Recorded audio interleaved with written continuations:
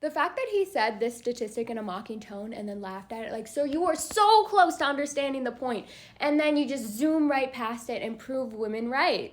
It is genuinely so frustrating. But in case you missed it, a bunch of boys are crying on the internet this week because women were asked, would you rather be completely stranded and alone in the middle of nowhere, like in the woods, with a bear or with a strange man? And a bunch of the women instantly said, with a bear, of course. Now, a bunch of these boys are coming in angry to prove why women made the right choice here. And let's sit down and talk about it. Because yes, the bottom line is if I'm in the middle of the woods stranded and I see a bear, I'm just going to assume that that bear lives there. And as we know, bears attacking women or humans at all for no reason is pretty rare / unheard of. Like, bears don't inherently want to harm humans or really interact with them in any way unless you have like food and you're actively like threatening them. But for the most part, bears will have no interest in you. And I'm seeing a lot of commenters of people who actually live in areas where bears are, and they're like, we see bears all the time, and honestly, if you just ignore them, they're just gonna keep on going their way.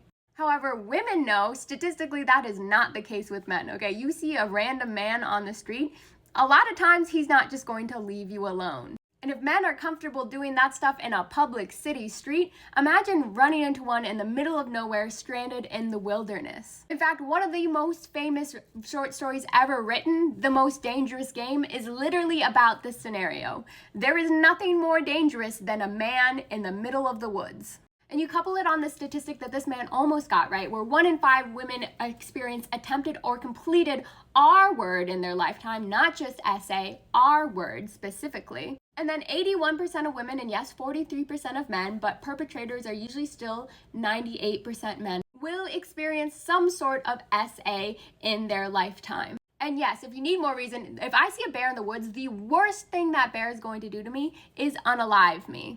A man, however, I mean, given the previous stats, I don't need to explain how death is actually not the worst way out of that scenario. And the men reacting hysterically to all this instead of trying to empathize with women and understand only further proves their point. I'm just always amazed at how these boys are just run face first in the point repeatedly and demonstrate it for everyone except for themselves.